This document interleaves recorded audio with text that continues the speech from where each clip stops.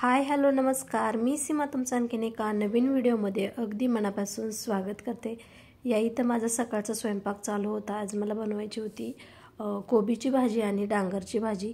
तर आमच्याकडे याला डांगर म्हणतात, तुमच्याकडे काय म्हणतात ते नक्की मला सांगा।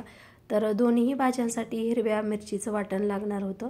हिरवी मिरची, लसूण, मीठ घालून छान असं वाटण बनवून घेतलं आणि पहिली तर डांगरची भाजी बनवायला घेतली। तर तेल घेतलं, जिरे मोहरीचा तडका दिला, त्यानंतर हा जो ठेचा बनवून घेतलेला होता तो टाकला आणि थोडीशी हळद टाकून ते थोड्या वेळासाठी परतून घ्यायचं आणि त्यानंतर त्यामध्ये आपण जो डांगर कट करून घेतलेला आहे तो टाकायचा आणि व्यवस्थित असं ते मिक्स करून घ्यायचं आहे आणि फक्त आपल्याला वाफेवरती ही भाजी बनवून घ्यायची आहे।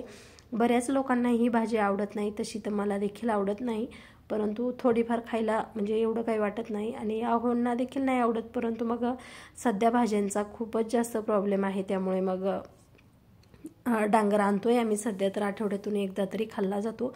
पिलूला नाही आवडत, परंतु म्हणजे तसंही थोड्याफार भाज्या नसतील आवडत तरी देखील मी त्याला देते, मग त्या खाल्ल्या जातात। त्यानंतर आहोंसाठी डांगर बनवला आणि पिल्लूला डांगर म्हणजे टिफिनला द्यायला तो काही म्हणजे खाल्ला जात नाही त्याच्याकडून, त्यासाठी या इथं मग मी कोबीची भाजी बनवायला घेतली आणि सुरुवातीलाच मी हिरवी मिरचीचं वाटण म्हणजे ठेचा बनवून घेतलेला होता। कोबी कट करताना मी अशी उभी लांब लांब कट करून घेतली आणि पातळ असे स्लाइस करून घेतलेले होते। छान अशी कट करून घेतली, त्यानंतर स्वच्छ धुवून घेतली।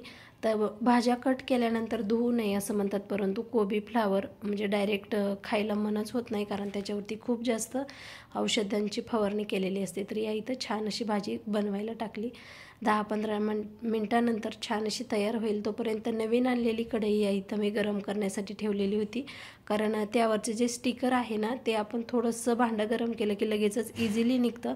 तसं जर काढायला गेलो तर ते व्यवस्थित निघत नाही आणि भांड्याला तसेच डाग पडतात आणि तो चिकटपणा बरेच दिवस राहतो।